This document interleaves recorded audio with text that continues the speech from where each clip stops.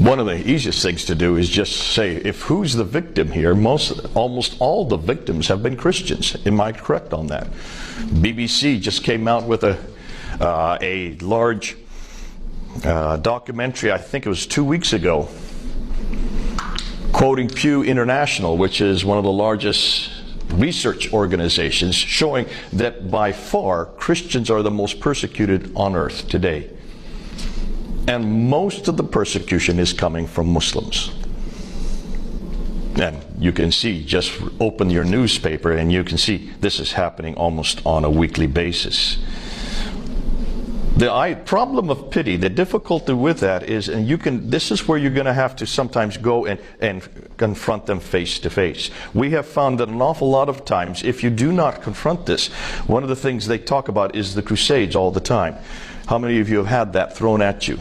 That Christianity is a religion of violence because of the Crusades. One of the things that we have helped us in that context is to unpack the Crusades and then ask, what would Jesus have done with the Crusades? How would Jesus have responded to the Crusades? And then ask them, how would Muhammad have responded to the Crusades? Most Muslims are not aware of what Muhammad did to the Jews in Medina until you source it. Just ask them one simple question.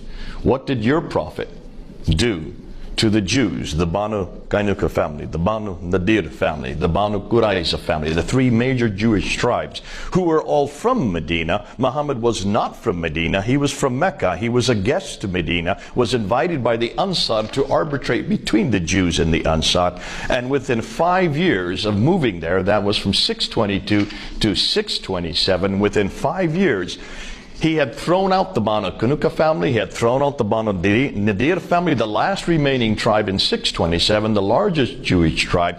He took all 800 men, slit their throats in one afternoon, took the women as concubines for his men, and took the children as slaves. Now you can find that in Al-Bukhari, you can find that in Sahih Muslim, you can find that in Ibn Hisham, in Al-Waqidi, and you can also find that in Al-Tabari. I've given you 5 sources from 3 different genres of Islamic literature where that story is repeated. So no Muslim should have any problem finding exactly what I've just said.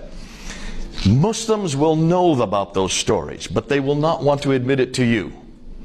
But all you need to do is bring it up and say, if you talk about the Crusades, rather than me defending, because I don't need to defend the Crusades, I just go back to Jesus Christ and see what he would say.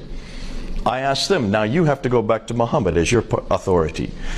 What are you going to do with the genocide